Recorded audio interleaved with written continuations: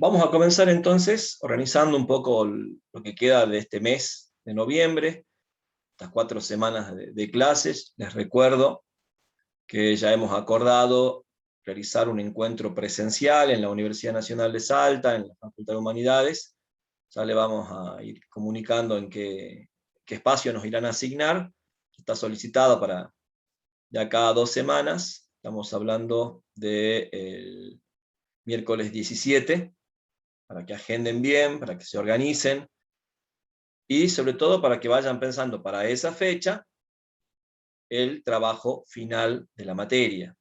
Les recuerdo que la idea es coordinar ya para esa fecha lo que va a ser el cierre del año académico, y bueno, tienen las 3 alternativas que siempre les venimos recordando: la posibilidad de realizar un trabajo académico, un trabajo de análisis, de investigación acerca de uno de los temas, de uno de los textos que hemos trabajado en el programa.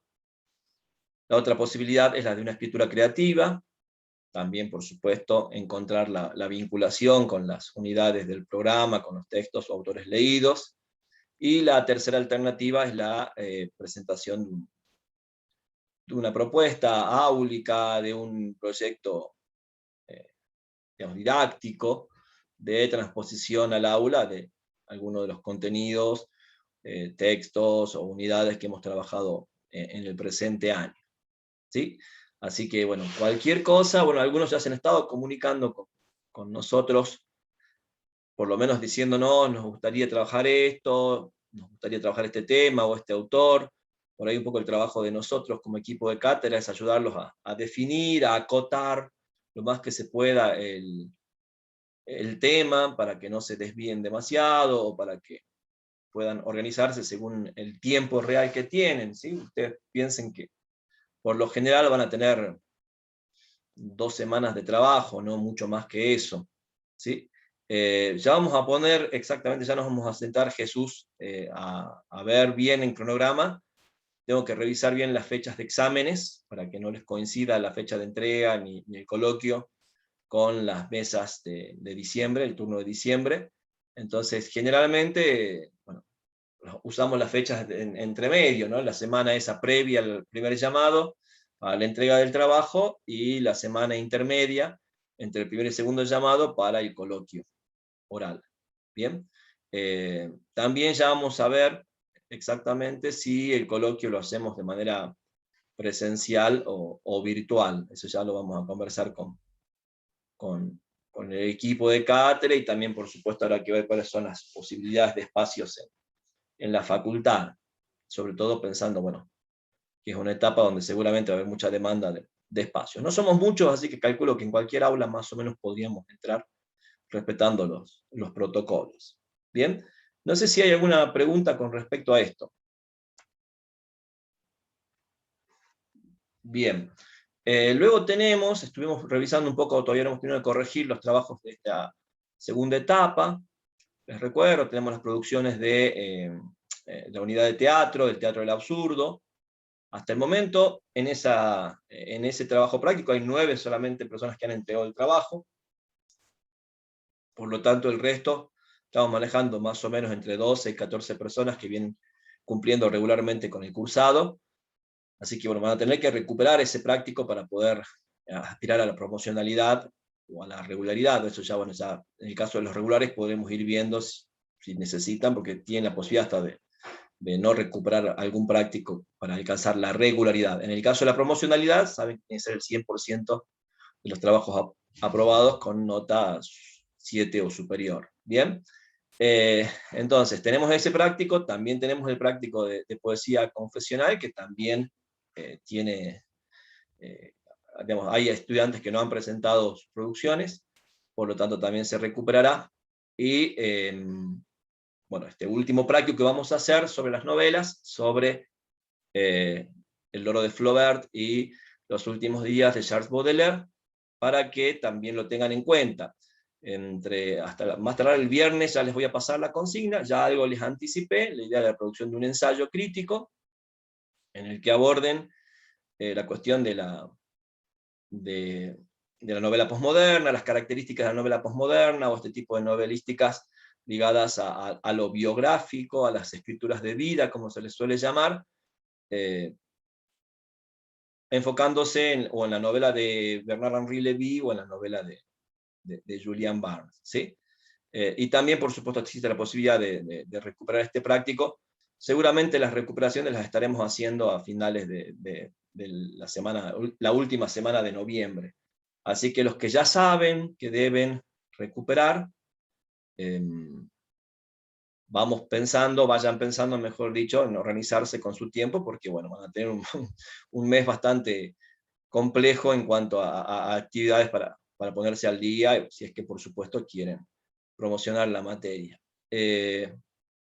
Creeríamos que hasta el viernes o fin de semana, más tardar, ya les estaríamos dando la situación actualizada de cada uno de ustedes, y bueno, ya cualquier cosa nos pondremos en contacto de forma personal para poder tener más claro el panorama. En algunos casos, insisto, en los que bueno, han estado recuperando o tienen que recuperar sobre todo estos últimos trabajos prácticos.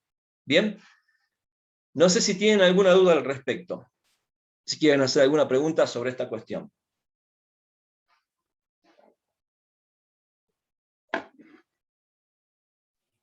Buenas tardes, profe. Disculpe, Sí, yo ¿qué no tal, escuché Mayra? muy bien. Sí. El 17 ya tenemos que ir con el trabajo final. No, con el trabajo no, con la idea del trabajo final, el tema, la propuesta, qué es lo que vienen pensando. Incluso ya le vamos a asignar quién de nosotros, el equipo, los va a acompañar, si necesitan, sobre todo en el caso de los que elijan la modalidad del trabajo académico, algún tipo de bibliografía de apoyo. La idea tampoco es llenarlos de bibliografías, ya bastante bibliografía tienen en cada una de las unidades. Por ahí quizás el trabajo final, si les ha interesado alguna temática en particular, sirve para profundizar, ¿no? El análisis, el estudio de un autor o de una propuesta literaria, que por ahí, bueno, un poco por poder abarcar la mayor cantidad de textos posible, a veces nos quedamos, ¿no? con las ganas de profundizar en algunas cosas, y bueno, sobre todo en este cursado tan particular, con estas horas, reducción de horas de clase, horas virtuales y todo lo que ustedes ya conocen. Entonces, por ahí, la idea del trabajo académico es que ustedes profundicen. No queremos llenarlos de bibliografía extra para realizar el trabajo, pero a veces se puede dar la situación o la curiosidad también de ustedes de querer acceder a otro tipo de bibliografía, o ustedes han consultado otro tipo de bibliografía en otras cátedras, en teoría literaria, o tienen otras lecturas y quisieran ponerlas en contacto con las producciones que hemos leído, más allá de la bibliografía crítica que nosotros les proponemos, no habría ningún inconveniente. Entonces, vuelvo a insistir para que no les quede duda, el 17, es decir, dentro de 2 miércoles, nos vamos a reunir presencialmente en la universidad, ya les vamos a decir con tiempo cuál va a ser el aula, y allí lo que ustedes tienen que presentar, vamos a hacer una mesa redonda, vamos a charlar sobre cuáles son las ideas que están teniendo para el trabajo final. ¿Bien? Y allí, bueno, también vamos a ver cómo entre nosotros, el equipo de cátedra, los acompañamos para esa última producción. ¿Alguna otra consulta? Gracias, profe. Por nada, Mayra.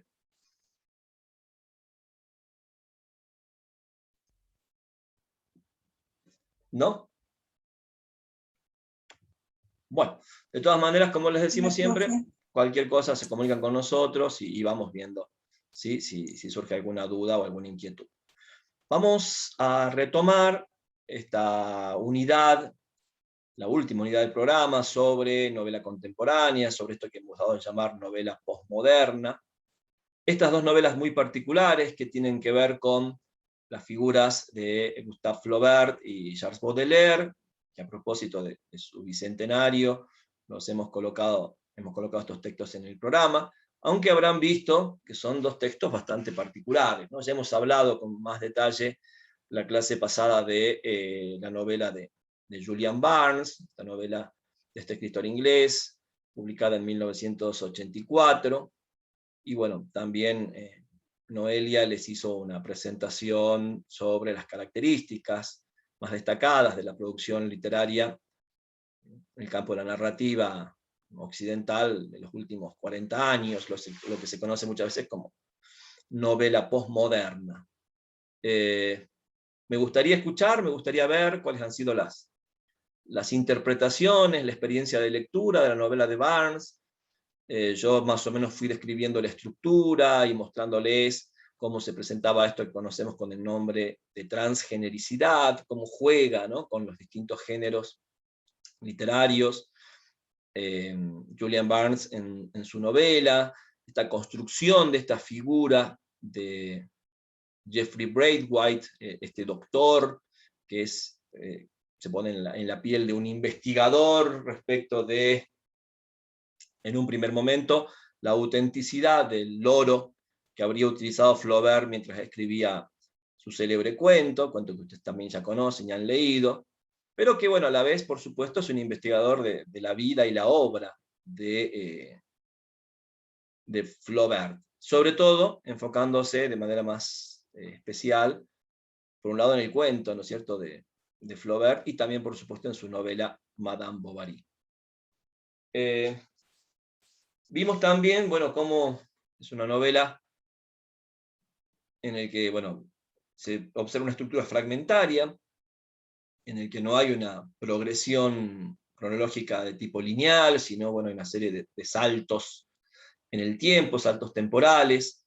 También hemos visto cómo, bueno, se van delineando algunos personajes en esta particular trama de la novela de Barnes, entre ellos algunos críticos literarios, tienen algunas características, bueno, por supuesto aparecen parodiados, ¿no?, los discursos académicos sobre la biografía de autor, sobre la crítica de la obra de los escritores, y bueno, a la vez que, por supuesto, también la novela se presenta como una lectura crítica de la obra de Flaubert y como una biografía del autor, ¿no? Entonces, bueno, esta serie de juegos que nos remitían, como les dije en su momento, por ejemplo, a Borges, que ha sido tan importante para los escritores anglosajones de la segunda mitad del siglo XX, a este otro escritor de origen ruso, pero que escribió mucho tiempo en Estados Unidos, en idioma inglés, que es Vladimir Nabokov. Entonces, ese tipo de juegos que realiza Barnes en su novela nos llevan, por supuesto, nos remiten a este tipo de propuestas lúdicas, metaficcionales, propias de la literatura postmoderna. Y a la vez también vemos que, de algún modo, Jeffrey Braithwaite quiere hablar de sí mismo, ¿no? Y yo les había dejado medio pendiente, para ver si podían resolver esta cuestión del origen del interés de este doctor Braithwaite por la obra de Flaubert y fundamentalmente por Madame Bovary. Un origen que tiene que ver un poco con la experiencia de vida de este escritor, que está narrada en uno de los capítulos de la novela. Y también quedaba pendiente la interpretación del último capítulo de la novela, y el loro, en el que, bueno, se retoma, después de esta larguísima digresión, la problemática del primer capítulo, ¿no?, que daba inicio a la novela.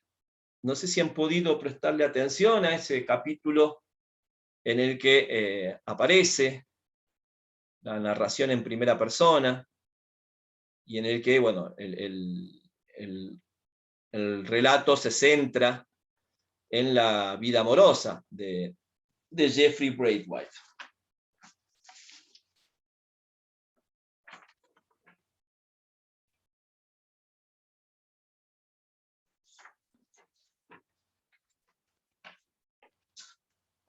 A ver.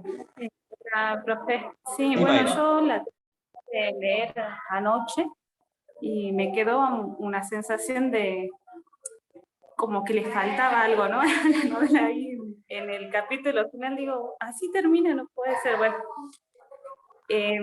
y con respecto al interés que tiene el narrador Jeffrey, a mí es que justamente como que no lo dice, ¿no? pero él de alguna manera siente que su mujer también es, o fue, mejor dicho, una Emma Bovary. Y él un Charles. Tiene muchas similitudes, también es médico, bueno, no tuvo hijos, pero los hijos ahora en la adultez no están con él, entonces es una persona sola. Y bueno, y la total diferencia, ¿no?, de los caracteres de cada uno, él y su mujer, bueno, que murió. Exactamente. En realidad, al final de que él la desconectó. Bien. Estaba enfermo. Yo creo que de ahí nace básicamente por qué se interesa tanto en Flaubert, y también porque cuando nos expresa que tiene 67 años, a esa altura ya qué puede hacer de su vida, ¿no? Entonces por eso es que sale, se pone a investigar, viaja. Exactamente. Sí, sí, sí. Bien, bien. Totalmente de acuerdo. No sé qué opina el resto. A ver, un poco la figura de Ellen, la esposa de Jeffrey Braithwaite. ¿Qué pasa con ella en la novela?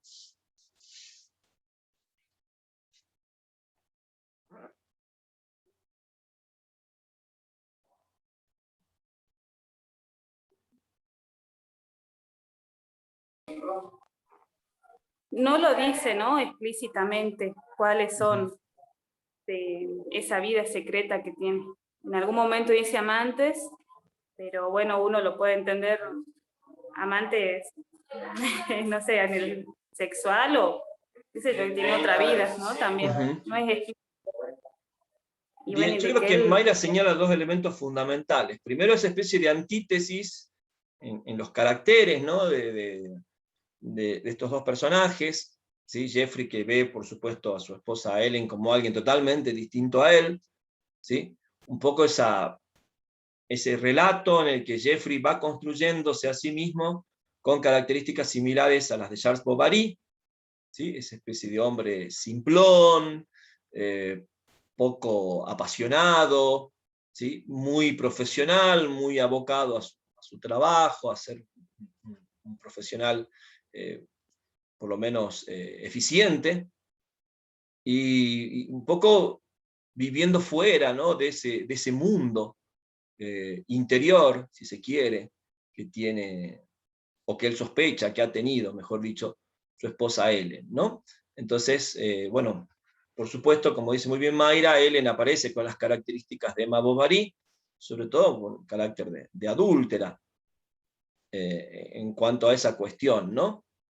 Y después fíjense que también aparece esta idea de cómo, de alguna manera, Jeffrey Braithwaite puede entender su vida leyendo a Flaubert.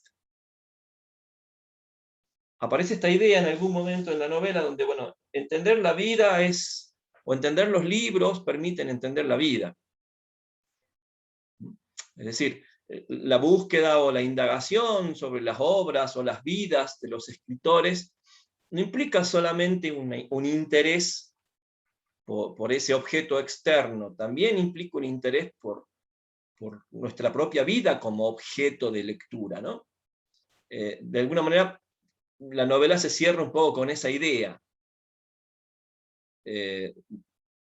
planteándolo un poco de ese modo, ¿no? Esa relación entre literatura y vida, o entre, no sé, realidad y ficción, como quieran, más o menos podemos poner los pares opositivos, ¿no?, que atraviesan constantemente la novela. Entonces, un poco, de alguna manera, la ficción nos permite entender la realidad, la literatura nos permite entender nuestra propia vida, o leer la vida de los otros, ya sea esas vidas ficcionales, que son las de las novelas, o esas vidas no ficcionales, que son las de las biografías, permitirían de alguna manera comprender mejor nuestra propia vida. Más o menos esa sería, creo yo, la hipótesis de base, ¿no?, de la novela, por un lado, y por supuesto de la acción que lleva a cabo Jeffrey Braithwaite a lo largo del texto.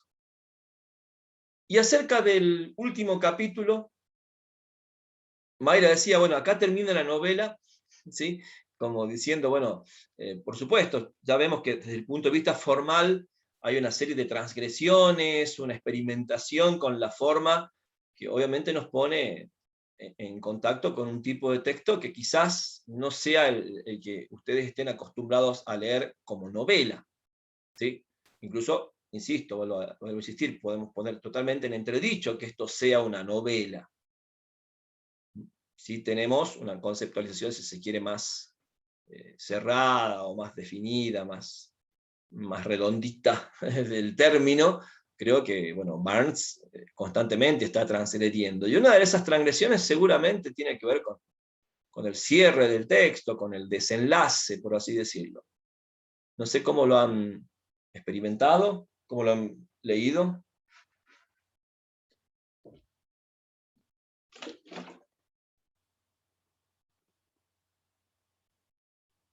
Yo admito que tengo que llegar todavía al final. Este fin de semana prometo que termino el texto. Ah, bien, bien, Valentina, no hay problema. Perdón. Y hasta ahora, ¿cómo viene la lectura? ¿Cómo te vas sintiendo a medida que vas leyendo el texto de Barnes? Siempre un poco extraño. Eso sí, o sea, ya me lo esperaba, pero extraño. Y bueno, estaba intentando encontrar todos los elementos que usted había dicho, pero estoy esperando de llegar al final, digamos, ahí sí creo que voy a poder reponer las informaciones. Bien. De todas maneras, fíjense que, insisto, ¿no? Es una novela de tipo experimental, estamos experimentando con las formas. Incluso, como capítulo a capítulo, sección a sección, hay como un juego que se cierra en ese capítulo, ¿o no? Y no necesariamente hay una conexión de causa y efecto entre un capítulo y otro. ¿Sí? Vuelvo a insistir, por ejemplo, la cuestión del loro, está al inicio de la novela, en el primer capítulo, y luego hay 13 capítulos más en el que prácticamente no se habla del tema, en el que no avanza esa investigación propiamente. Y luego reaparece, fíjense incluso desde el mismo título, y el loro, como diciendo, uy, cierto que habíamos comenzado hablando de esto. Bueno, ¿sí? Como decir, o incluso, bueno, ahora vamos a volver a hablar del loro, después de todas estas derivaciones que se han ido haciendo capítulo a capítulo para tratar de leer la obra y la vida de Gustave Flaubert.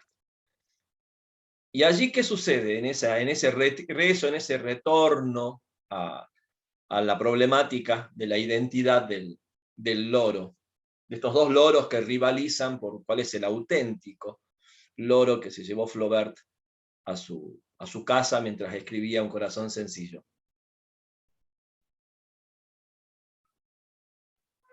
A mí me pareció que como que el narrador queda decepcionado, ¿no? Un poco porque no encuentra una respuesta así exacta o la que él esperaba encontrar. Y más en el sentido porque buscaba era como una obsesión que tenía de encontrar la referencia exacta entre la ficción y la vida, ¿no? Y ahí conversa con el otro escritor, él le dice, digamos, a Flaubert era un escritor de imaginación, y no quiere decir que porque el loro tenga estos colores, en la ficción iba a tener los colores exactos y la misma descripción, sino que él adaptaba la forma, digamos. Entonces a mí me llamó la atención esa cita, está en la página 227, que, que él le dice, ¿no? O sea, porque ¿cree usted que por el simple hecho de que tomase prestado un loro iba a describirlo tal como lo veía? Está esa relación un poco entre la referencia exacta, ¿no? del realismo del espejo, pero que al fin y al cabo es una ilusión, digamos, y que el narrador estaba tan obsesionado que yo creo que un poco se había olvidado de ese límite, digamos. Bien, muy buena reflexión, Gabriel, y además dirigiéndonos a ese momento donde aparece el conflicto. Pero más allá de esta cuestión, que es absolutamente importante, esta idea de, bueno, de que por más realismo, ¿sí?, que practicara Flaubert, siempre hay un elemento ficcional, siempre hay un elemento de imaginación.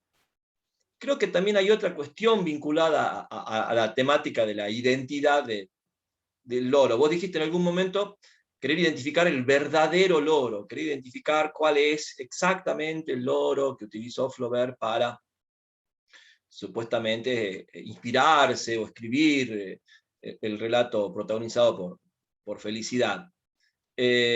Sin embargo, ¿cómo cierra ese tema? ¿Se descubre cuál es el loro?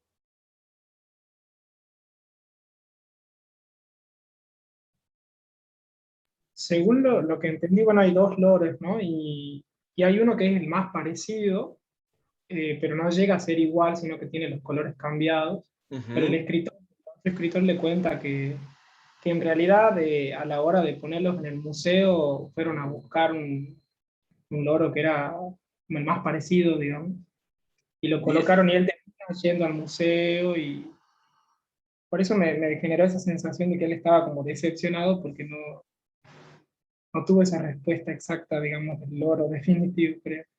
Exactamente, o sea, hay una imposibilidad de establecer con absoluta fidelidad, con absoluta veracidad, el referente, es el oro, ¿sí? Porque incluso el que más se le parece no es el mismo que está descrito en el cuento, ¿sí? O el que se supone que es, no es el que está descrito en el cuento, y entonces cualquiera podría ser, en realidad, el loro de Flaubert. ¿Qué significaría esto? A ver, ustedes que han estudiado semiótica, lingüística, pensemos en las cuestiones vinculadas a la referencia, a la referencialidad del lenguaje, pensemos en las teorías de la ficción. Creo que está planteando Barnes con esta problemática del loro. Fíjense en el punto de partida. Este especialista, este médico, lo que quiere es saber cuál de los dos loros es el verdadero loro de Flaubert. Cuando termina la novela, ¿sí? La respuesta es no es posible saberlo. La pregunta también podría ser, ¿importa? ¿Qué es lo que ha generado esa búsqueda por el loro de Flaubert y cómo ha terminado? ¿Como un fracaso o no? Una imposibilidad absoluta de establecer este es el loro, este es el verdadero loro de Flaubert, este es el verdadero referente del texto, de un texto literario, de un texto de imaginación, por supuesto, un texto literario, un texto de imaginación de un escritor que adhirió al realismo, que se postuló como un escritor realista, que lo han estudiado a mediados de año, hemos estado trabajando con la obra de Flaubert. Entonces, ¿cuál sería un poco la idea, ¿sí?, con la que se cierra la novela de Julian Barnes? A partir de este fracaso, ¿no?, de poder identificar cuál es el loro de Flaubert.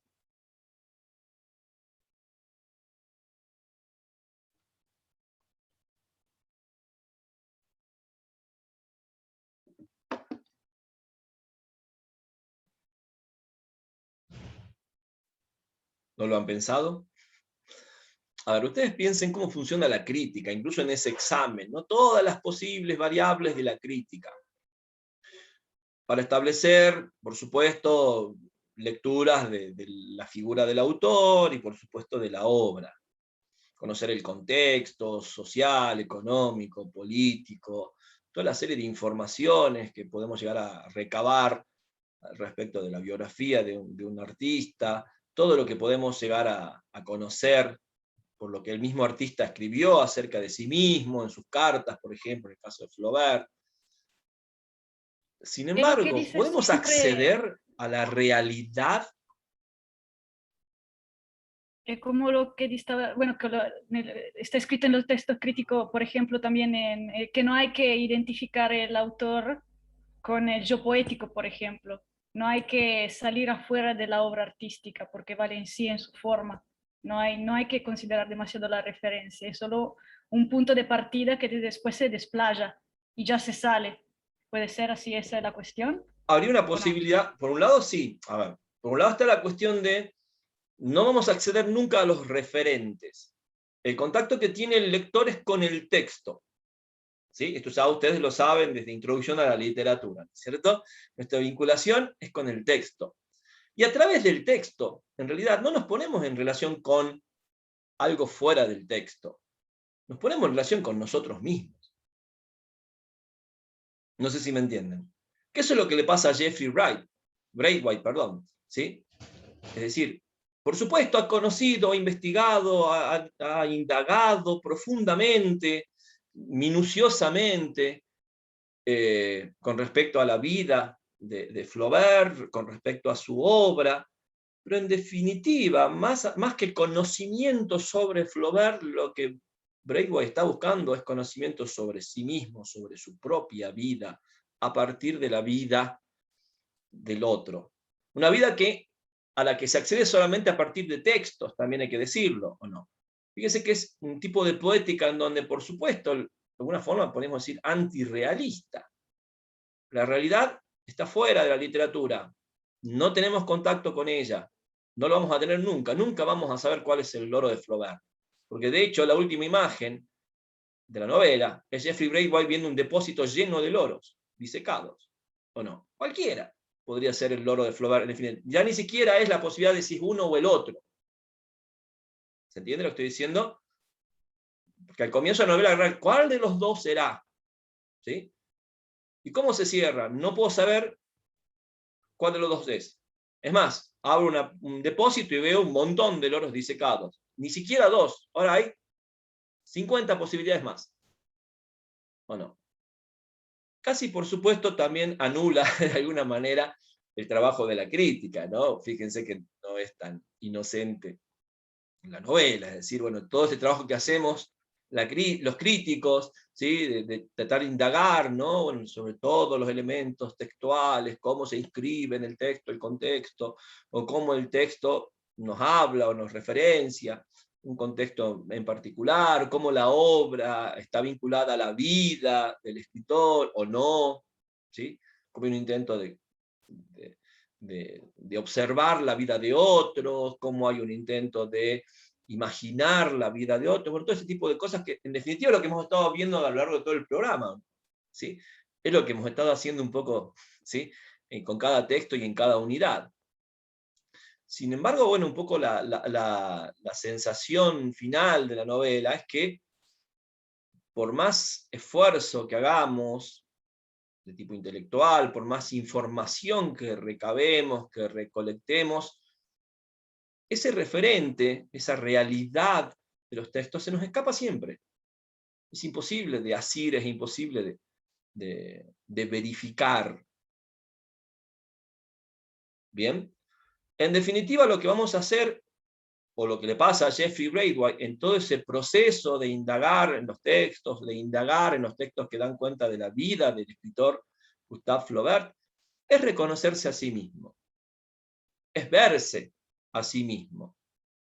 Lo interesante es que fíjense que Braithwaite no se termina identificando con Flaubert, se termina identificando con una figura de ficción, termina entendiendo su vida no en la vida de alguien que sabemos que vivió, ¿sí? Sino de alguien imaginario. ¿O no? Entonces, por supuesto, el concepto de ficción está en primer plano, ¿sí? Hasta esa vida de un escritor, una figura histórica, que está absolutamente documentada, sobre todo ya pensemos en los escritores de la modernidad, de los que disponemos muchísimos documentos, ¿o no? ¿Sí? O sea, fotografías, imágenes, filmaciones, textos escritos por ellos, sus memorias, sus biografías, su correspondencia, toda esa proliferación de textos que por supuesto no están en los escritores o en los artistas previos a la modernidad, ¿o no? ¿Cuántos sabemos, incluso de los iniciadores de la modernidad, cuántos sabemos de Cervantes, de Lope de Vega, de Shakespeare, o no? Y si nos vamos más atrás, menos sabemos, ¿no? De Chaucer, del Arcipreste de Ita, de, no sé yo, de Petrarca, incluso. Por citar algunos autores así, o medievales, o en los inicios de la modernidad. Pero justamente estamos en un momento donde ya estos escritores, a partir del romanticismo, y lo que venimos viendo en este programa, bueno, se inscriben en sus obras, escriben cartas, una vez que se mueren, se escribe sobre ellos, se les dedican poemas, se publican su correspondencia, escriben diarios, escriben sus memorias. Tal es así que es una práctica corriente en la producción escrituraria de Occidente, ¿o no? Casi no hay escritores que no hayan, a la par de su obra literaria, escrito sobre sí mismos. ¿Sí? Incluso cuando son bastante confesionales o autobiográficos en su obra, a la par también van escribiendo sobre sí mismos. Pensemos en los diarios de Sylvia Plath, por ejemplo. ¿Sí? Y uno podría cotejar, ¿no?, lo que cuenta Sylvia Plath en sus diarios y lo que va representando en su poesía, por ejemplo, ¿no? La correspondencia de Anne Sexton, por citar autores que ustedes conocen, que han leído acá, ¿sí? Saben muy bien de la importancia de la correspondencia de Flaubert. También, si ya han comenzado a leer la novela de Bernard-Henri Lévy, la correspondencia de Baudelaire, el proyecto de Baudelaire de escribir sus memorias. Además, un tipo de memoria muy particular quería escribir Baudelaire, a la manera de las confesiones de San Agustín, o las confesiones de Jean-Jacques Rousseau, ¿sí? Entonces, también ahí hay una serie de elementos, ¿no?, respecto de la construcción de la vida en los textos.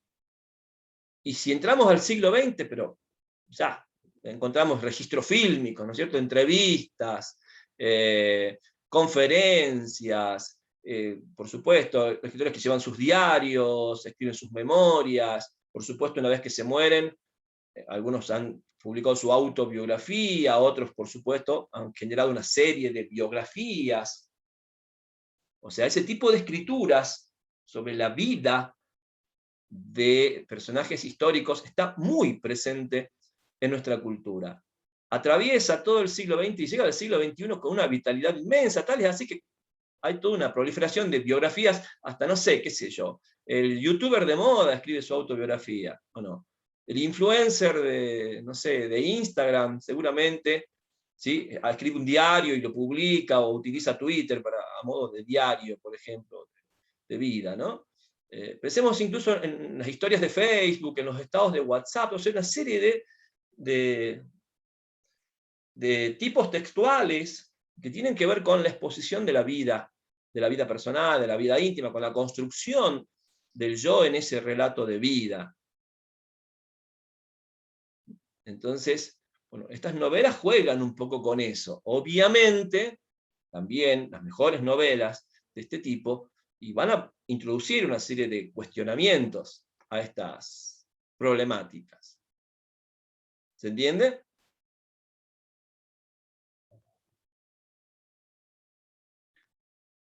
Bueno, no sé si alguien quiere agregar algo más acerca de la novela de Barnes.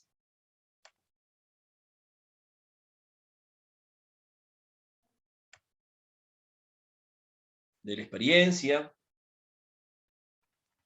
algo que no se comprenda, que resulte difícil de interpretar en el contexto bueno, del texto que se les ha propuesto leer.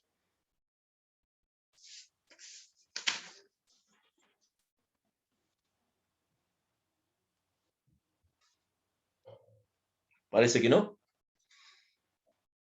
Bueno, vamos a entrar entonces a la última novela del programa. Vamos a hablar un poco, para que la próxima semana puedan completar la lectura y ya cerrar el programa de este año. Y bueno, es una novela también muy distinta a la de Julian Barnes, la novela de Bernard-Henri Lévy. Les voy a contar un poco quién es Bernard-Henri Lévy. Bueno, Lévy es un intelectual de enorme proyección pública en Francia. Nace en 1948 en Argelia, es de origen judío, ¿sí?, como su apellido lo indica, nace en el seno de una rica familia judía, y bueno, se traslada luego ya en su adolescencia a París, donde cursa estudios de filosofía, allá por la década del 60, imagínense, tenía 20 años en el mayo del 68, y era alumno, entre otros, de Louis Althusser, o de Jacques Derrida, por ejemplo, ¿no? Estudió en el célebre colegio normal superior de París, ¿no? L'École Normale Supérieure, que es como una especie de el lugar donde daban clase Foucault, no sé, Bourdieu, ¿sí? Era el lugar, bueno, de la French Theory, ¿no? Toda la teoría francesa, todos esos intelectuales que tanto hemos leído y estudiamos, y algunos hasta veneramos, ¿sí? Pasaron por las aulas de la escuela Barthes, Roland Barthes también, de la Escuela Normal Superior de París, y allí fue un alumno destacado, Bernard-Henri Lévy. Y Lévy, como esos intelectuales que tienen un lugar destacado en la cultura europea, ha estado presente en cada uno de los hitos de la historia europea de las últimas décadas. Siendo muy joven, forma parte de un grupo que se conocía como los nuevos filósofos que un poco ponen en entredicho las ideologías del Mayo francés del 68, que se van a enfrentar tempranamente al marxismo. Son escritores que van haciendo una especie de giro hacia la derecha. Hoy por hoy, Lévy es un intelectual que podríamos considerar casi reaccionario, ¿sí? No sé si llega a ser fascista, pero pega en el palo, ¿sí? O sea, el apoyo al sionismo, ha estado siempre vinculado a la derecha en Francia en las últimas décadas. Ahora, yo les pongo un parangón, salvando las distancias. En Argentina no es muy común eso, o en Latinoamérica, en verdad, de que haya intelectuales en la televisión formando parte de debates. Quizás en la última década sobre todo, le hemos visto mucho a Beatriz Arlo. La ubican a Beatriz Arlo, ¿no es cierto? Beatriz Arlo, una intelectual de enorme relevancia en el campo académico, en el campo de los estudios literarios y los estudios culturales, y que, bueno, hacia avanzado este siglo, empezó a estar muy presente en los medios, ¿no? Y hoy casi no hay programa político que no la invite, ¿no? Y casi no deja de opinar de cualquier cosa, Beatriz Arlo, ¿no? Cualquier situación que se genere, inmediatamente se la invita a Beatriz Arlo, ¿no? No sé, otro intelectual así similar, ahora está muy viejo y no participa mucho, es Sebrelli, por ejemplo, otro intelectual muy importante de la cultura académica, sociólogo, historiador de arte, y que también, además también hay que decirlo, tanto Sarlo como Sebrelli, en sus posturas políticas han ido como ir virando hacia la derecha, ¿no? A medida que ha pasado el tiempo. Lo mismo pasa con Mario Vargas Llosa, por ejemplo, ¿no? En ese tipo de intelectuales. No sé si alguien quería decir algo, perdón. Bueno, entonces, Bernard-Henri Lévy, como le digo, es un intelectual de enorme proyección pública en Francia hasta nuestros días, ¿sí? Ustedes verán, bueno, ya es un hombre, ¿sí? de más de 80 años, pero sigue estando muy presente.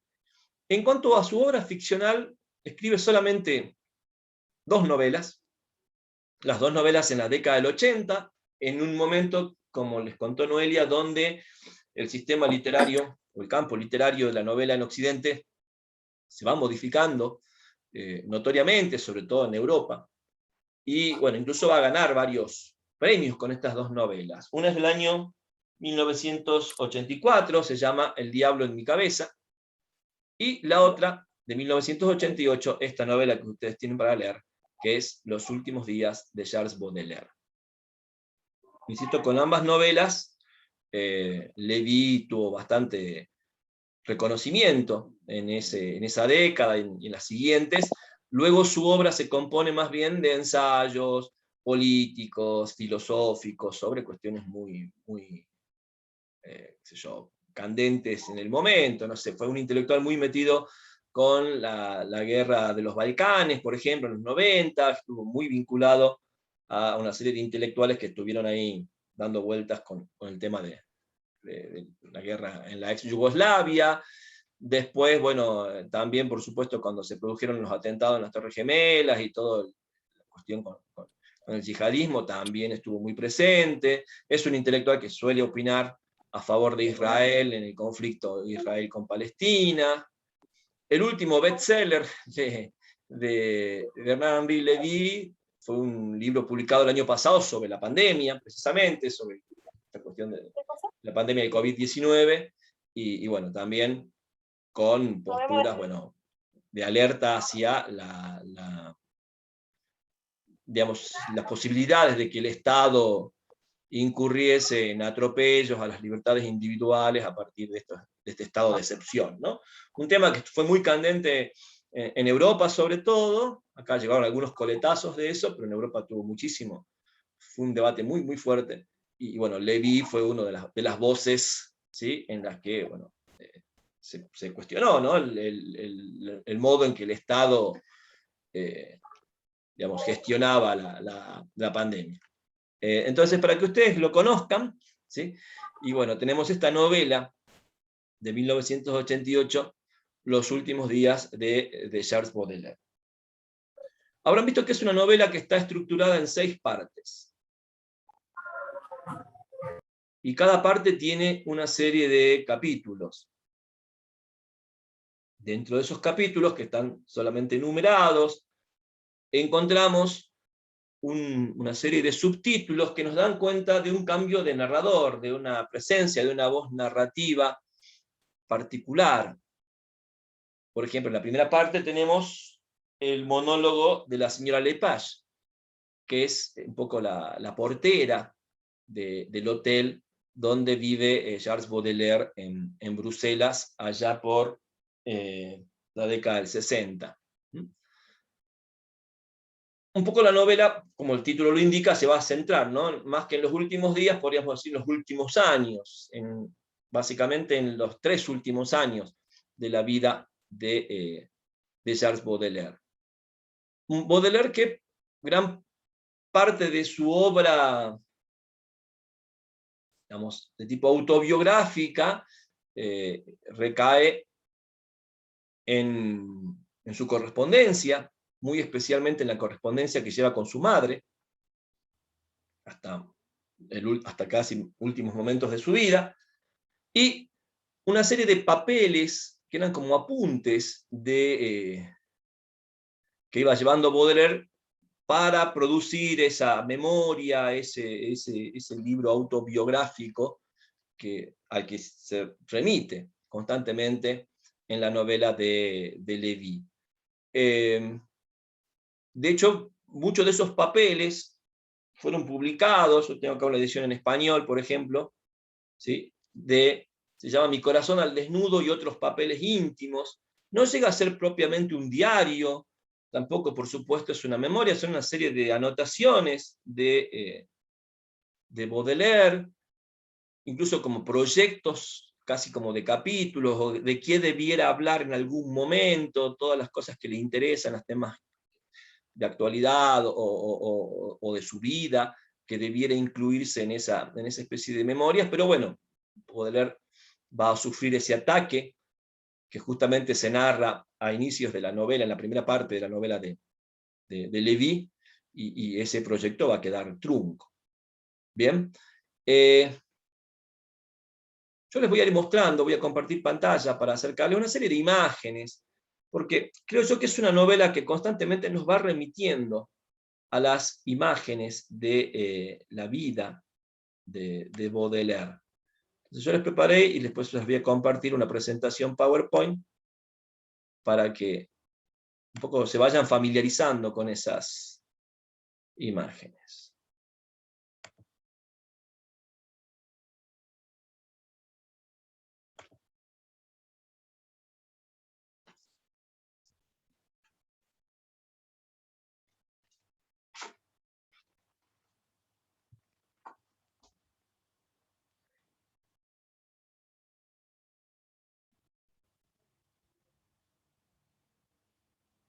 Avísenme cuando se vea.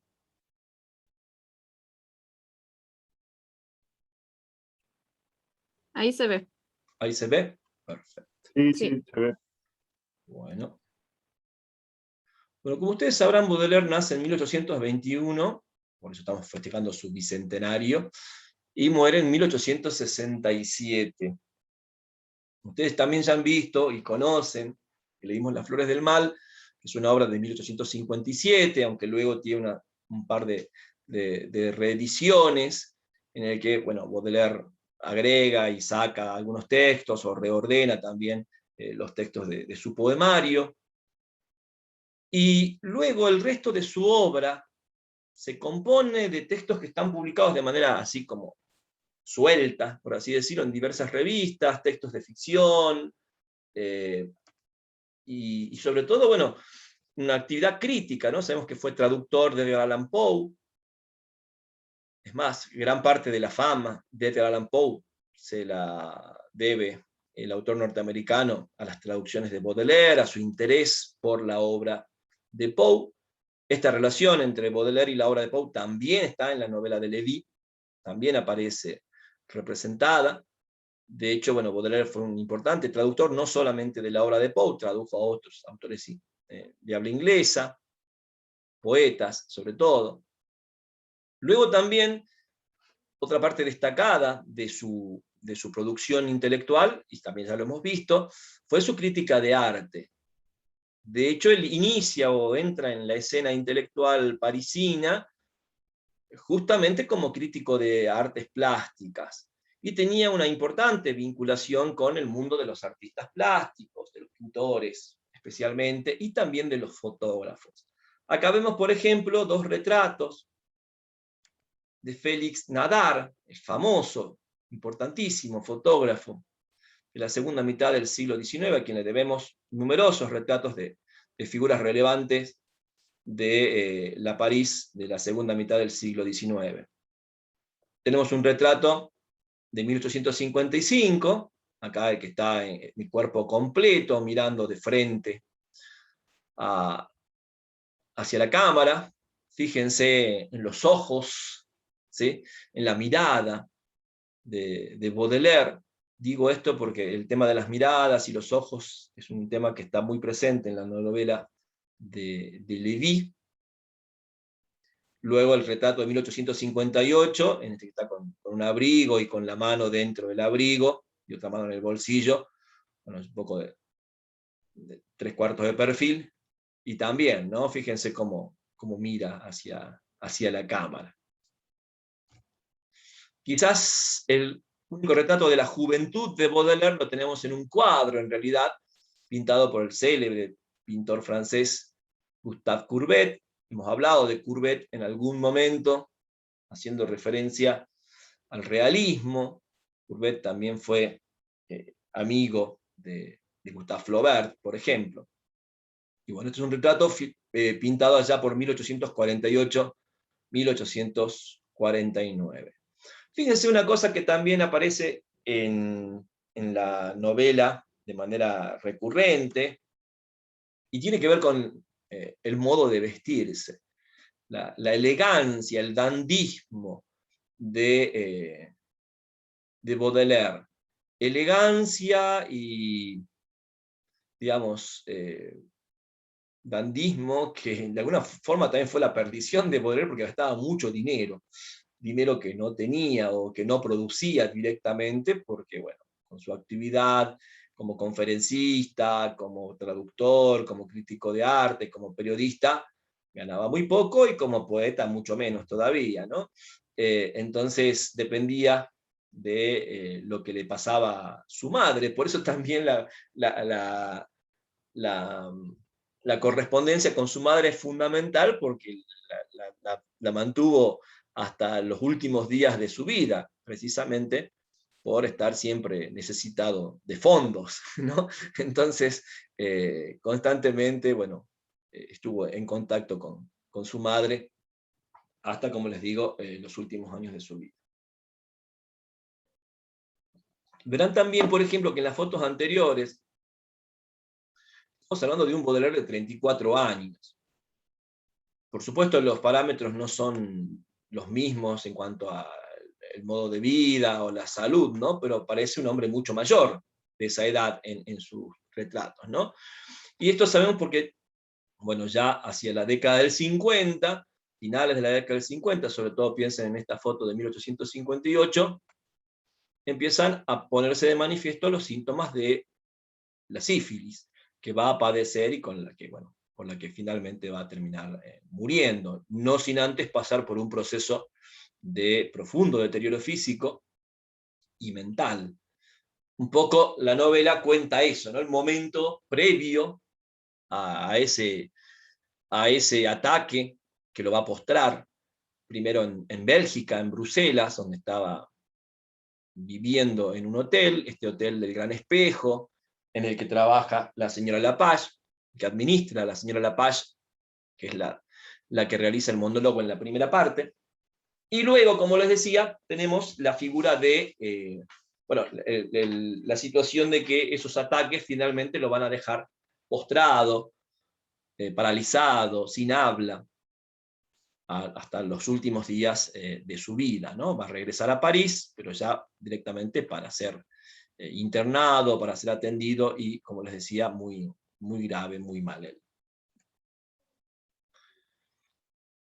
Bueno, si bien este es, como les decía, el primer retrato, la primera imagen de la que contamos, por supuesto es una pintura sobre Baudelaire, tenemos retratos ya de una edad más avanzada. Ya este es un retrato que le realiza un fotógrafo llamado Etienne Carjat en 1862.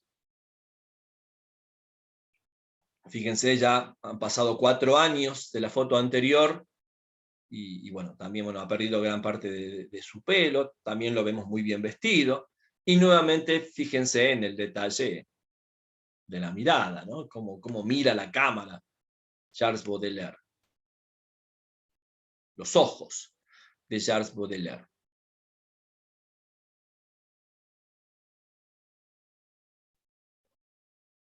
En la novela de Lévy, en la segunda parte, aparece justamente como personaje central de esa parte un fotógrafo belga llamado Jars Neyt, uno de los grandes amigos de Baudelaire y quien lo socorrió, lo ayudó en ese periodo tan difícil de su estancia en Bruselas. Y a Jars Neyt le debemos justamente una de las fotos más célebres de Baudelaire, y creo yo que es la última que se le hace. Digo creo porque no he podido chequear este dato, que es esta foto.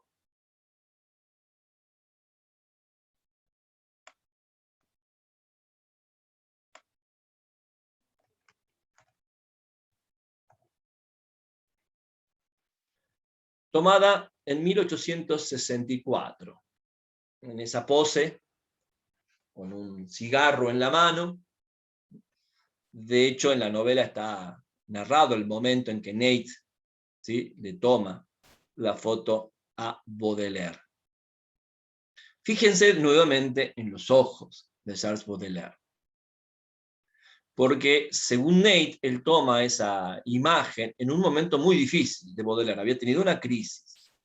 En las dos primeras partes se narra, en las dos primeras partes de la novela, se narra justamente el momento en que Baudelaire entra en crisis por su enfermedad, y en el que también, por supuesto, está como agobiado por sus problemas económicos.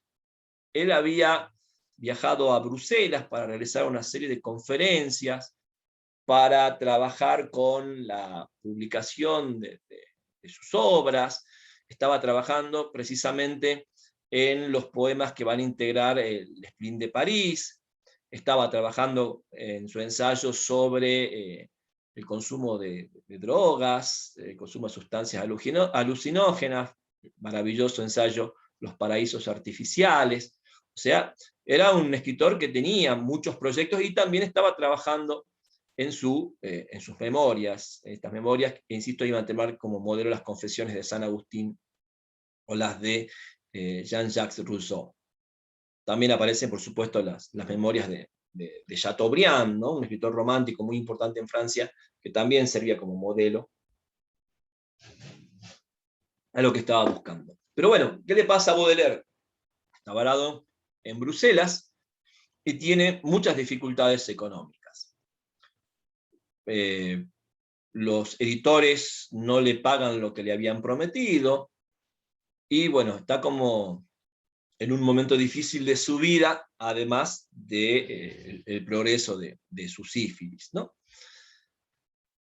Y también sospechado en Bruselas por ser una especie de espía policial del Segundo Imperio, porque en Bruselas van a estar exiliados una serie de intelectuales franceses que habían sido opositores, que habían publicado o que se habían declarado abiertamente en contra del régimen de José Bonaparte, el emperador de Francia. ¿Se acuerdan que hemos hablado del Segundo Imperio? Cuando en la unidad sobre el siglo XIX trabajamos a Flaubert y a Baudelaire, sobre la París del Segundo Imperio. Bueno, por supuesto, tenían una serie de enemigos políticos, el Estado imperial francés, y bueno, por cuestiones políticas, algunos intelectuales se exilian en Bruselas. El más famoso de ellos, Victor Hugo, el más célebre de los opositores al Segundo Imperio, va a ser Hugo, que era además amigo de Baudelaire, o tenía una, no sé si una amistad, pero por lo menos una relación amena, amigable con Baudelaire. Pero la presencia de Baudelaire en Bruselas siempre estuvo teñida, y lo van a decir diversas fuentes, de la sospecha de que Baudelaire había ido a espiar las actividades de los exiliados parisinos en Bélgica. O sea que era una especie de agente del Segundo Imperio, ¿no? Eso va a hacer que, bueno, algunas puertas se le cierren, no tenga un vínculo incluso con el mismo Hugo directo. Entonces, bueno, todas esas cuestiones van a estar ahí generando mayores inconvenientes a la figura de Baudelaire. Bueno, la novela de Lévy es una novela que, por supuesto, tiene todas las características que venimos señalando de la novela postmoderna. Es una novela en la que hay un multiperspectivismo, se van narrando los hechos desde diversas posturas, focalizándose siempre, por supuesto, en la figura de Baudelaire. Por eso, en las partes, ¿sí? En estas 6 partes que tiene la novela, en cada una de ellas encontramos capítulos narrados por una tercera persona que siempre focaliza todo lo que narra en la figura de Baudelaire, en la subjetividad de Baudelaire. Se va construyendo esa subjetividad a modo incluso a veces como un efecto casi de monólogo del propio Baudelaire. Hay un trabajo muy interesante en la construcción narrativa, préstenle atención, una narración en la que predominan los verbos en tiempo presente, una narración en la que constantemente se hace referencia a la interioridad de ese sujeto, a sus pensamientos, a sus recuerdos, a sus miedos, a sus dolores internos, en la que van a ver cómo se alterna en esa voz narrativa el relato de los hechos, de los sucesos que se van desarrollando, sobre todo en la estancia de Baudelaire en Bruselas, y luego, por supuesto, los recuerdos, estos flashbacks, ¿no? estos remontarnos hacia el pasado, pero no narrados en pasado, sino justamente como un recuerdo presente, como un recuerdo como vivido, ¿no? Revivido por el sujeto protagónico de la novela. Préstenle atención a ese efecto de la novela, realmente es uno de los efectos predominantes, que por ahí a veces incluso dificulta un poco la lectura, porque va y viene en el tiempo la voz del narrador, y va, bueno, mostrándonos ese encadenamiento entre los sucesos de la vida presente, por así decirlo, con la de la vida pasada de Baudelaire. Y a eso se le contrasta la voz, como les digo, de otro sujeto que no es Baudelaire, pero que también se centra en la figura de Baudelaire. Sujetos además que tienen diversas relaciones con el personaje. Por ejemplo, decíamos que en la primera parte aparece el monólogo de la señora Lepage. La señora Lepage, obviamente, es una persona que no tiene nada que ver con el mundo de las artes y de los escritores, y mucho menos de los poetas, ¿sí? Es la mujer que quiere cobrarle el alquiler de la habitación del hotel a Baudelaire, y que por pedido, o más que por pedido, por encargo, un encargo de tipo económico, lo vigila. a Baudelaire, un encargo de los amigos de Baudelaire, sobre todo de su editor, ¿sí? Va a vigilarlo a Baudelaire. Un Baudelaire que en unas primeras partes, previas a su ataque por la sífilis, aparece como un flaneur, ¿sí? Esa figura de él que va caminando por las calles, que recorre las calles de la ciudad, que recorre esos espacios urbanos, los cafés, los prostíbulos, los salones, un poco en esa Bruselas, ¿sí? De mediados del siglo XIX, pero también, por supuesto, nos remite a la figura del Baudelaire flaneur parisino, aunque vuelvo a insistir, nos centramos más bien en la experiencia en Bruselas. Y allí aparece, por ejemplo, una característica muy importante de la novela, de esta novela en particular, que tiene que ver con la sexualidad de Baudelaire. Ustedes recuerden que la novelística, sobre todo en la segunda mitad del siglo XX, tiene una enorme deuda con las ideas del psicoanálisis. Hemos hablado, ¿no?, del impacto del psicoanálisis en la literatura del siglo XX. Bueno, a finales del siglo XX se recuperan muchísimos elementos psicoanalíticos que forman parte de la narrativización, ¿no?, en las obras, y acá, bueno, vamos a tener un claro ejemplo, ¿no? Un Baudelaire y su vida sexual. Baudelaire y sus relaciones con sus amantes. En un primer momento, sobre todo en la primera parte, Baudelaire y su vinculación con la vida prostibularia, pero una vida prostibularia que además está como naturalizada, ¿no?, en las prácticas masculinas de ese momento, que también la señora Lapage, por ejemplo, no las narra de ningún modo escandalizada, o sea, simplemente cuenta, ¿no?, cómo va a la zona de la putería, que es la zona de los prostíbulos en Bélgica, en Bruselas, y bueno, más o menos qué tipo de mujeres, ¿sí?, se pueden encontrar y qué tipo de hombres también acuden a esos lugares, ¿no? Entonces, toda esa, digamos, esa vida prostibularia, esa vida sexual asociada al vínculo con las prostitutas, está también narrada en los últimos días de Charles Baudelaire. Y por supuesto sabemos que esa vida prostibularia tiene una directa relación con la enfermedad que lo va a llevar a la muerte, con la sífilis. Van a ir apareciendo las mujeres en la vida de Baudelaire, aquellas mujeres que han ocupado un lugar central, como Apollonie Sabatier, conocida como la presidenta. Ahí tenemos un cuadro de Apollonie Sabatier, que tenía un salón parisino muy importante, al que accedió, por supuesto, Baudelaire, y a través del cual tuvo contacto con figuras destacadas de la época, figuras no solamente del ámbito de la cultura, de la literatura, de las artes, sino también de la política, por ejemplo. Bien, tenemos entonces ahí la figura de Apollonie Sabatier. Y además fue un amante de Baudelaire durante muchos años. Un amante que, bueno, también Baudelaire, según vamos a ver, sobre todo en la segunda parte, ayudó mucho a Baudelaire en su inserción social y en sus aspiraciones sociales. Aunque sabemos que, por supuesto, por más ayuda que recibe de Apollonie Sabatier, bueno, Baudelaire va a fracasar un poco en sus aspiraciones.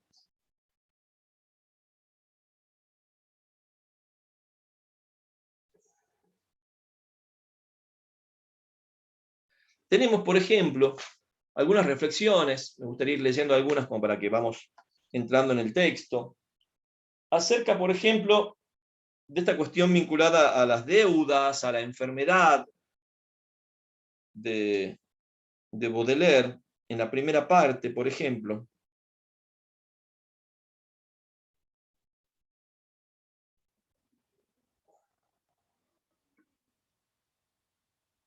En la página 29.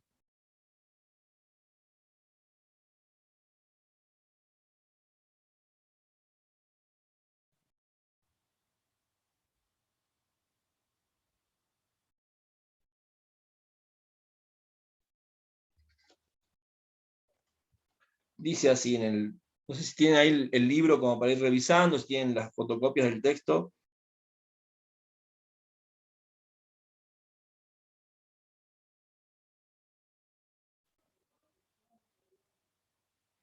Dice lo siguiente. De modo que el señor Balotín, este es el monólogo de la señora Lapage, ¿no? La portera, la administradora del hotel donde vive Baudelaire. De modo que el señor Balotín, Balotán sería en francés, sabe un montón de cosas sobre ese pájaro. Sabe que tiene una mamá de edad retirada a orillas del mar y que se pasa el tiempo escribiéndole para decirle que tiene una habitación gratis para él. Un hombre de negocios muy correcto, notario o algo parecido, que le administra el pequeño pecunio que debió de dejarle su padre. Incluso le aseguro que si no hubiera tenido eso para garantizar los retrasos en el alquiler, haría ya mucho tiempo que, enfermo o no, el señor Lepage le habría puesto los puntos sobre las íes. Sabe también que tiene un padrastro, y este decididamente de la alta sociedad, del que nunca hemos conseguido saber si estaba vivo o no. Pero se trataba de un ministro o de un general, eso va a misa. Y por fin, parece que esos libros que no quisieron los libreros de aquí, se los arrancan allí de las manos, en los círculos y las academias de París, con un montón de pisaverdes que se empeñan en copiarlos. Confieso que no comprendí que pudieran copiar a semejante tipo, pero todavía comprendí menos que con todos aquellos fiadores, con toda aquella gente que le esperaba y parecía querer festejarle, se hubiera incrustado así en mi casa. Entonces, fíjense la visión que tiene la señora Lapage de la figura de Baudelaire. Entonces, vamos a ir viendo ese contraste, ese juego de perspectivas. Por un lado, la construcción que hace esa voz narrativa en la mayor parte de los capítulos de cada parte, y luego el relato, ¿sí? En el que se van contrastando distintas visiones sobre Baudelaire. Obviamente, la visión de la señora Lapage es la visión de una persona, podríamos llamar, común y corriente, ¿sí?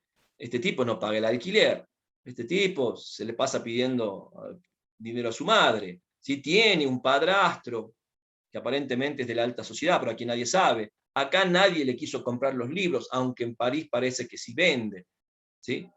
Pero bueno, aún así ella no entiende que quien quiera copiar a Baudelaire o quien quiera tomarlo como modelo, ¿no? Un poco esa visión, ¿no? Del hombre de a pie, de la persona común y corriente, y su relación con esa poesía moderna, con ese artista moderno que es Baudelaire, y por supuesto desde la incomprensión. En la segunda parte, por ejemplo, vamos a tener el relato de Charles Nate, que tiene que ver ya con la devoción hacia Baudelaire, con la admiración que siente hacia Baudelaire y que por supuesto se justifica a partir sobre todo de cómo muchos jóvenes admiran a Baudelaire. Pero también aparece en el retrato de Ney la problemática del dinero, que es un tema que por supuesto recorre también la novela. ¿Se acuerdan que hemos trabajado cuando hablamos de Baudelaire de la relación entre poesía y capitalismo, ¿no? Recuerden el célebre ensayo de Walter Benjamin sobre Baudelaire y la París del Segundo Imperio. Bueno, acá en la novela de Lévy aparece también esa problemática. Fíjense en la página 56, por ejemplo, o en la página 51, 53, todas de la segunda parte, hay una serie de referencias a esto que les estoy diciendo, ¿no? Por ejemplo, en cuanto a la admiración que despierta Baudelaire en los jóvenes, página 51. Además, claro, están los otros, esos jóvenes poetas de la escuela llamada fantasista, que solo juran al parecer en su nombre. Mendès, su jefe, Le Parnasse Contemporain, su revista, que le consagra, según las últimas noticias, la totalidad de su próximo número. Ese Verlaine, a quien no conoce, pero que le conoce lo bastante como para dedicar 3 grandes artículos a probar que no es el buitre satánico que por lo general le escriben. Ese joven inglés, Charles Swinburne, que tan hermosas cosas dice sobre las delicias crueles y agudas de sus versos. Y luego ese Mallarmé, tan extraño, tan lejano, en cuyo artista se acaba de publicar un curioso y breve texto en el que se le compara a Banville y Gautier. ¿Pero quién es el tal Mallarmé? ¿Qué vale? ¿Qué suponen todos esos jovencitos con su valentía, su entusiasmo, pero también hay con su ligereza, frente a las prietas filas de los maestros que por su parte y sin discusión han decidido mantenerle apartado? Ah, de buena gana cambiaría el fervor del tal Mallarmé por un homenaje, aunque fuese tibio, del gran Sainte-Beuve. ¿Cómo le gustaría cambiar 10 Swinburne, 100 Verlaine, por un solo Théophile silvestre, que simplemente le tuviera en cuenta? Esa imagen de pesadilla que le obsesiona mientras por tercera o cuarta vez pasa bajo la puerta de Hall. Se ve vagando entre la calle Haute y la calle Mimins, como la semana pasada, en vísperas de su frustrada marcha a París, contemplándole desde la acera un grupo de socarrones papanatas con el rostro de sus pares. Y luego, por detrás y por delante, una horda de chiquillos, muy alegres esta vez, algo traviesos, formando una especie de lamentable y glorioso cortejo, y que de pronto se parecen a Swinburne, Verlaine y al pequeño Mallarmé. Fíjense en ese apartado, por ejemplo, ¿no? Los jóvenes admiran a Baudelaire, pero Baudelaire medio que los desprecia. Él preferiría que lo admiren sus contemporáneos, ¿sí? Sobre todo porque en este capítulo se cuenta que él va a reunirse con Víctor Hugo, y Víctor Hugo muy amablemente, muy formalmente, pasa de largo, ¿sí? Y cómo es como, digamos, subestimado en el entorno de Hugo, incluso por su propia esposa, ¿sí? O sea, como diciendo, o sea, sos uno más o sos uno del montón. Sin embargo, bueno, él tenía como vínculos afectuosos, como decía, con Hugo, con el famoso crítico Sainte-Beuve, o con Théophile Gautier, a quien le había dedicado Las Flores del Mal. No sé si recuerdan la dedicatoria, ¿no? La famosa dedicatoria de Las Flores del Mal de Baudelaire hacia Théophile Gautier. Pero sin embargo, ¿qué siente este Baudelaire de la novela de Lévy? Que sus contemporáneos, ¿sí? Sus pares, o a quien él entiende que debieran ser sus pares, lo rechazan, lo ignoran, lo subestiman incluso. Entonces él preferiría ese reconocimiento y no el de los jóvenes como Verlaine, Mallarmé o Swinburne, que son además quienes van a contribuir a que Baudelaire sea el Baudelaire que todos conocemos, ¿no? Recordarán lo que hemos trabajado con la angustia de las influencias, se acordarán cuando hemos hablado del canon literario de Bloom, y cómo la teoría de Bloom es que, digamos, la teoría de Bloom sostiene que el canon se construye por la producción de los propios escritores, que sostienen en su escritura escrituras anteriores. ¿No? Entonces, acá podríamos ver, ¿no? Digamos, Poe es Poe por la producción de Baudelaire, en cierta manera, y Baudelaire es Baudelaire por las producciones de Verlaine, de Mallarmé, de Swinburne, y otros, tantos otros que lo van a venerar, pero que no son sus contemporáneos, ¿sí? O sea, vuelvo a insistir, un poco la novela cuenta, entre otras cosas, entre muchas otras cosas, cómo Baudelaire se enfrenta en esos últimos días al desconocimiento, ¿no? a haberse quedado a medio camino, al fracaso, en definitiva. Y un poco la referencia a las veladas en la casa de Apollonie Sabatier, en la casa de la presidenta, su amante, nos remiten al momento en que Baudelaire prometía hacer algo que después nunca llegó a hacer, no sé si me entienden, ¿sí? Baudelaire como la gran promesa que hace como uno de los animadores de ese salón literario, y luego contrastado, por supuesto, con ese momento en el que está como perdido y por supuesto al borde ya de la muerte, Baudelaire en Bruselas. Les decía que en la página 56 hay referencias, por ejemplo, a esta cuestión del dinero y la literatura, del dinero y la poesía, de la poesía y el capitalismo. Hay como una especie de contradicción muy fuerte en Baudelaire, ¿no? Esta especie de sujeto rebelde, contestatario, crítico con la modernidad, con el modo de vida burgués, pero por otro lado siempre necesitado de dinero para sostener ese tren de vida burgués, ¿o no? Fíjense, vuelvo a insistir, ya les voy a pasar el PowerPoint para que lo tengan. Fíjense las imágenes de la ropa, cómo está vestido Baudelaire. Y de hecho también van a ver, por ejemplo, cómo la señora Lapage habla de cómo viste Baudelaire, ¿sí? Incluso cuando lo conoce Apollonie Sabatier a Baudelaire, o cuando lo conoce Jean Duval a Baudelaire, siempre destacan lo bien que huele, ¿sí? Lo perfumado que está, cómo está vestido, ¿sí? La elegancia, sus modos, su ropa, por supuesto, ¿sí? Digamos, como una especie de, hoy diríamos, de influencer, ¿no? O sea, alguien que marca tendencia en la moda. Algo que quería decirles, por ejemplo, van a ver esta cuestión de no usar sombrero, que también es como una tendencia que impuso, entre otros, Baudelaire en algún momento, ¿no? Cuando era como de uso obligatorio el sombrero en los hombres. Bueno, les leo este apartado de la página 56 y avanzamos un poco con la descripción de la novela y con el PowerPoint. Hay escritores a quienes les horroriza el mercado literario. Escritores puritanos para quienes la simple idea de una obra vendida, comprada, apreciada por los comerciantes es un sacrilegio. Él nunca ha pensado así. Nunca ha creído que el dinero, siendo sucio, solo podía ensuciar una poesía. Recuerda incluso conversaciones de juventud en las que mantenía, por el contrario, que el dinero tiene su nobleza, que mire las obras de arte con un rasero que a fin de cuentas no es el peor. Recuerda haber defendido que, en definitiva, mejor era que una tela del Veronés valiera su peso en oro que su peso en horas y sudores. Vértigo del doblón, gracia de sus posibilidades, genial capricho de quien por primera vez osó abstraer de una tela la idea del tiempo transcurrido o del trabajo que costó pintarla para darle solo ya la arbitraria ligereza de su precio en el mercado. ¿Piensa hoy lo contrario?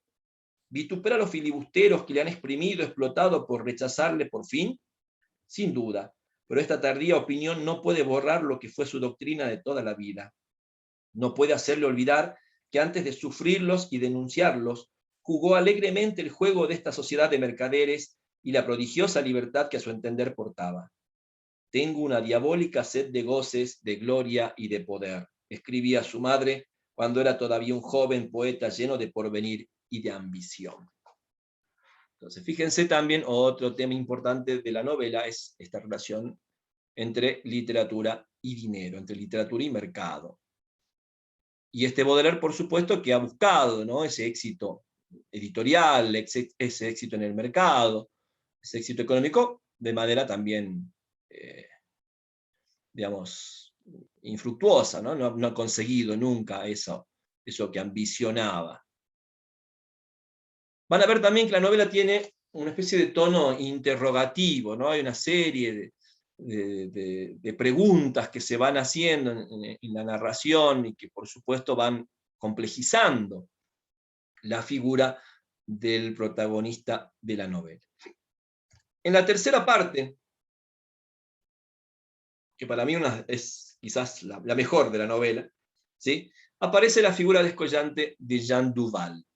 Jeanne Duval, esta mujer, hoy diríamos afroamericana, ¿sí?, que el mismo Baudelaire retrató, y tenemos el dibujo hecho por Baudelaire de Jeanne Duval, una actriz, cantante, prostituta, de origen haitiano, por eso, bueno, también las fechas son tan imprecisas, ¿no? Se cree que nació en 1820, se cree que murió en 1862, y que va a ocupar un lugar central en la vida amorosa y erótica de Baudelaire. De hecho, esta tercera parte incluye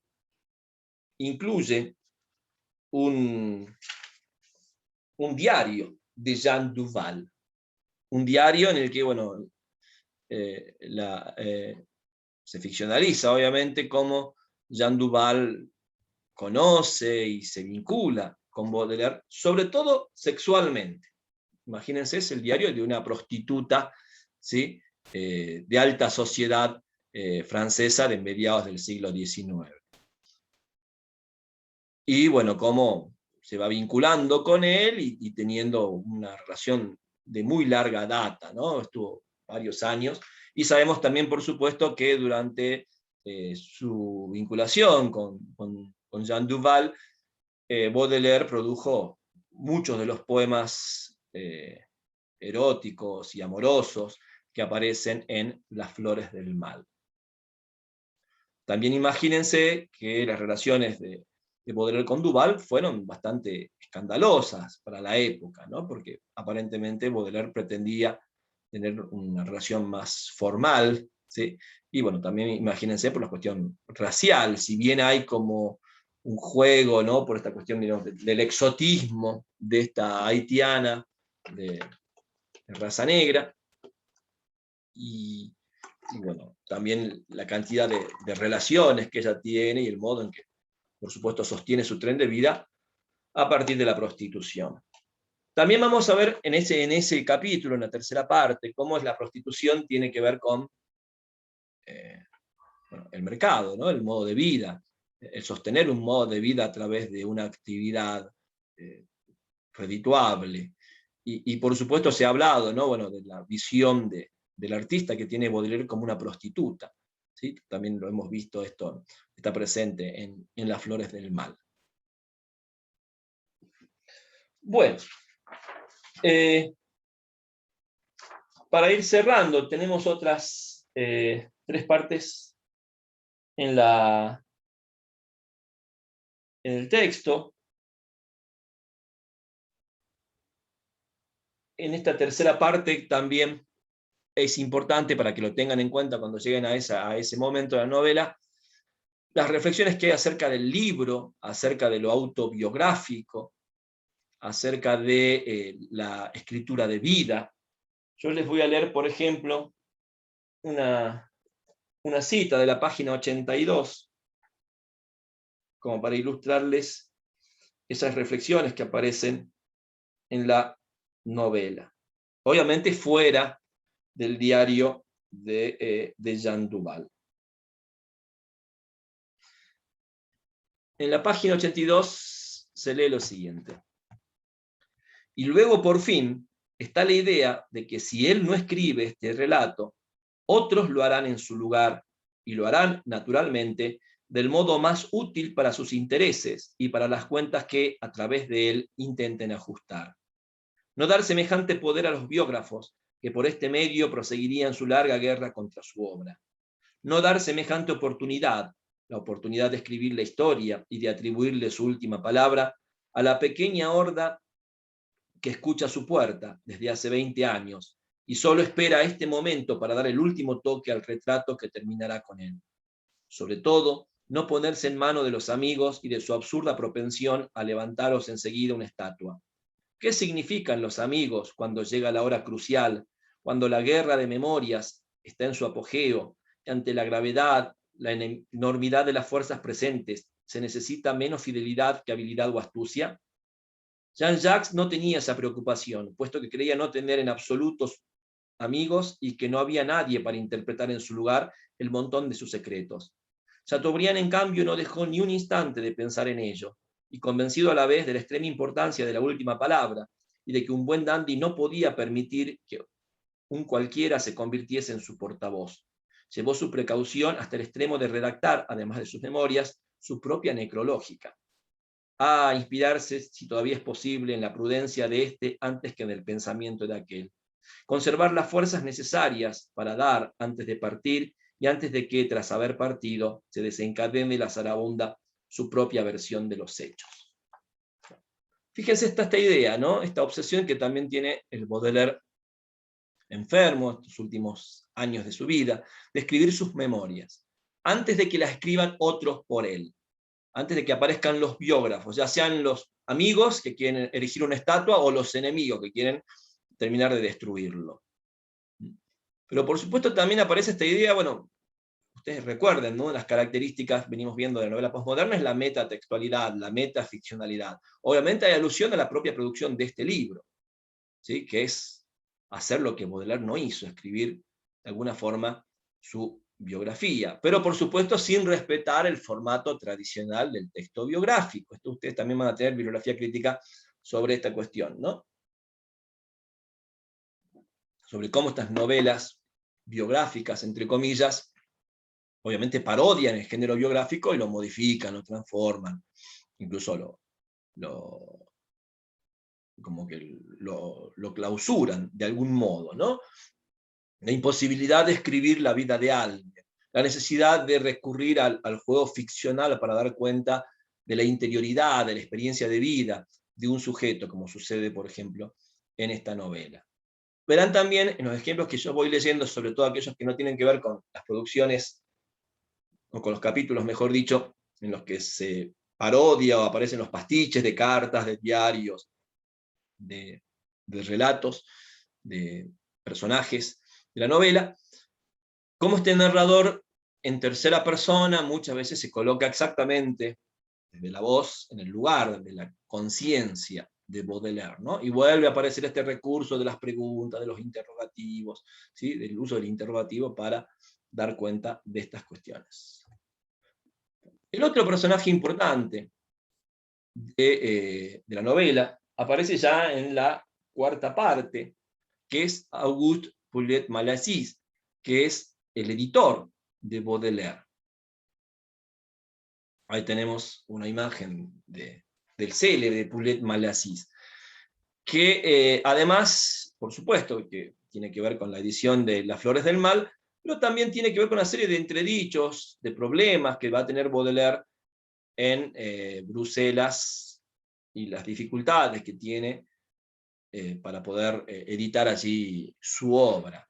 Aunque es verdad que Malassis va a ser bastante generoso con la memoria de Baudelaire y bueno, va a editar gran parte de esa obra que quedó inédita al momento de su muerte, ¿no? Recordarán que, por ejemplo, los poemas de L'Esprit de París, los pequeños poemas en prosa, son una edición póstuma, ¿no? que justamente a cargo de Paulet-Malassis. O estos fragmentos que yo les acabo de mostrar, de lo que se conoce con el nombre de Mi corazón al desnudo y otros papeles íntimos, también se publican a partir de la tarea de Paulet-Malassis. En esta cuarta parte hay algo muy interesante para tener en cuenta y que nos remite a lo que hemos charlado acerca de la novela de Julian Barnes, que es la relación entre escritura y realidad, la relación entre los hechos puros, por así decirlo, y el relato de esos hechos. Relato que, por supuesto, por un lado nos remite en algunos casos a los que podríamos llamar géneros no ficcionales, la biografía, la memoria, la autobiografía, y relatos que nos remiten, por supuesto, a lo ficcional, es decir, la novela, en este caso. Así que presten atención, porque es una parte, la cuarta parte, bueno, cargada de metaficcionalidad y metatextualidad. Bueno, piensen que el personaje central de esta parte es justamente el editor, ¿no? de la obra de Baudelaire. En cuanto a la quinta y la sexta parte, en la quinta aparece la figura de la madre de Baudelaire, Madame Opic, ¿sí? Que es bueno, un personaje fundamental en la vida de Baudelaire y que va a marcar gran parte de su trayectoria de vida. Bueno, por supuesto acá también tenemos esa relación edípica, ¿no? Y la representación de esa relación atravesada por los aportes del psicoanálisis.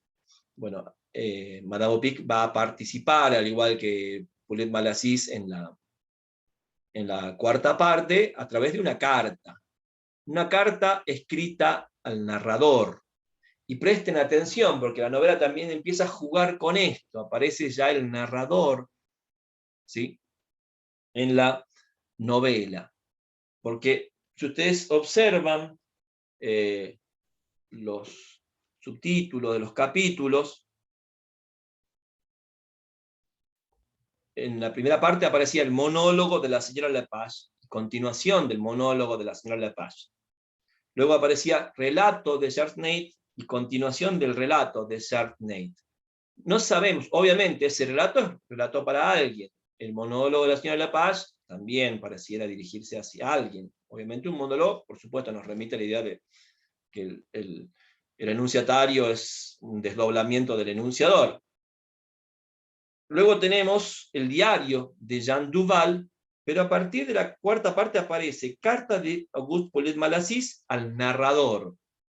En la quinta parte, carta de la señora Opic al narrador.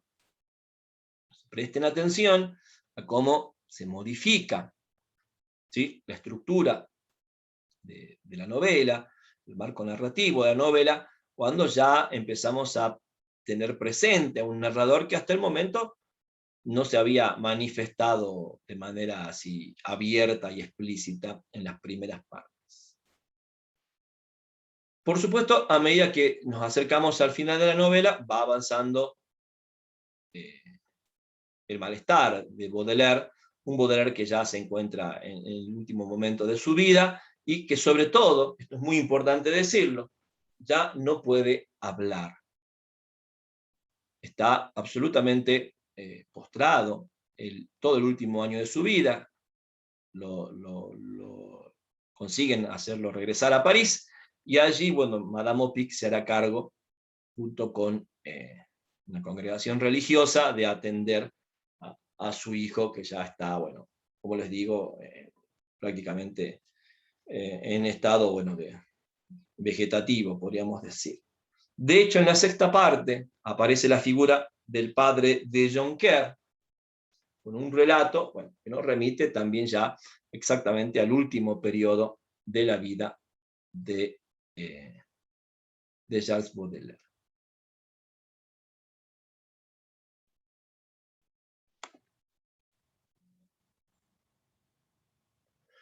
Bueno, más o menos la presentación de una novela que tiene su densidad, para que, digamos, no es una lectura muy fluida, me parece, está llena de información, hay un trabajo con las fuentes muy minucioso, ¿no? Con la correspondencia de Baudelaire, con los testimonios acerca de Baudelaire, y con estos papeles íntimos, ¿sí? Que están citados, parafraseados, desarrollados a partir de, por supuesto, ya hechos o situaciones que se van relatando en la novela. Y como también hemos visto en la novela de Julian Barnes, por supuesto, la novela narra mucho más que la vida o la muerte de Charles Baudelaire. Está llena de juicios sobre su poética, sobre su obra, está llena incluso de citas sobre su obra, ¿sí? Citas de su obra, mejor dicho, citas de sus poemas, y vinculación de poemas con algunos de los hechos que están narrados en la novela. Y también vuelvo a insistir, a partir de la cuarta parte, presten atención a la figura del narrador, una reflexión sobre la escritura de vida. Bien, esta escritura de vida que, vuelvo a insistir, culturalmente en nuestra sociedad estuvo asociada a los géneros no ficcionales. Insisto, la biografía, la autobiografía, las memorias, el diario, la correspondencia, las cartas, las epístolas. Todo ese tipo de géneros, de alguna manera, siempre fueron leídos como escritura no ficcional. Y la novela, por supuesto, como el gran género de narración ficcional. Sin embargo, ya hemos visto en la novela de Barnes, y van a volverlo a ver en la novela de Lévy, hay por supuesto una borradura de fronteras en este tipo de prácticas textuales, ¿no? De ejercicios de escritura. Entonces, bueno, van a tener esa complejidad.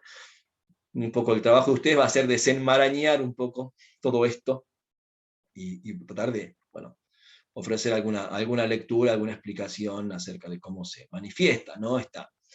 Esta transgenericidad, esta intertextualidad, esta metatextualidad de la que venimos hablando, como características de la narrativa de finales del siglo XX y principios del siglo XXI. Bueno, no sé si alguien quiere hacer alguna pregunta, tiene alguna consulta.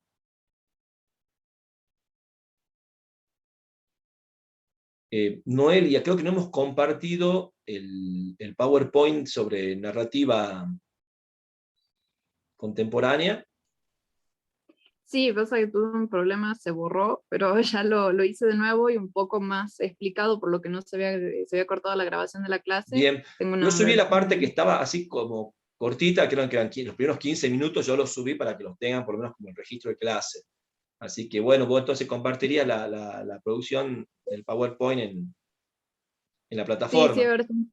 Bien, Sí, bueno, yo también les voy a sí. compartir estas imágenes, fíjense que son más imágenes ilustrativas, pero vuelvo a insistir, son imágenes a las que nos remite la novela, por eso también he querido mostrárselas para que ustedes más o menos tengan como ese referente que está tan presente en el relato en la novela de Henri Lévy.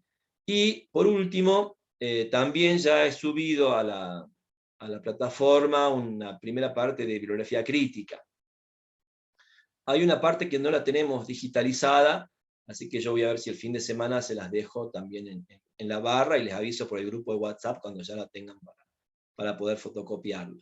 ¿Sí? Son 2 artículos simplemente, pero bueno, eso es más o menos como para que tengan un material respecto a la novela postmoderna y algún tipo de acercamiento desde la teoría y la crítica para apuntalar la lectura de estas 2 novelas. Bueno, nos vamos a estar encontrando el próximo miércoles, ya para cerrar con esta lectura. Si ya algunos tienen más claro el panorama de la producción final, también sería interesante poder hablar de eso, ocupar una parte de la clase quizás para hablar de eso, para ir adelantándonos, y a veces también, eso suele suceder, las preguntas, las inquietudes o las definiciones que hagan algunos pueden servir de parámetro, de orientación a lo que otros estén todavía medio en la nebulosa o con muchas dudas de cómo deben encarar el trabajo final. Bien, y como les dije, también vamos a estar en contacto con ustedes para acercarles las calificaciones de los trabajos prácticos, de los 2 últimos trabajos prácticos, las recuperaciones, para que ya tengan más claro también cuál es su situación en cuanto a la materia, para ir pensando ya en el cierre del año. Bueno, me despido de ustedes, que anden muy bien, hasta la próxima semana, muchas gracias por estar aquí. Gracias, que estén bien. Gracias, chao Jeremías, chao Noelia, que anden muy bien. Chao, hasta luego. Nos vemos. Un gusto, como Ah, siempre. Hasta luego.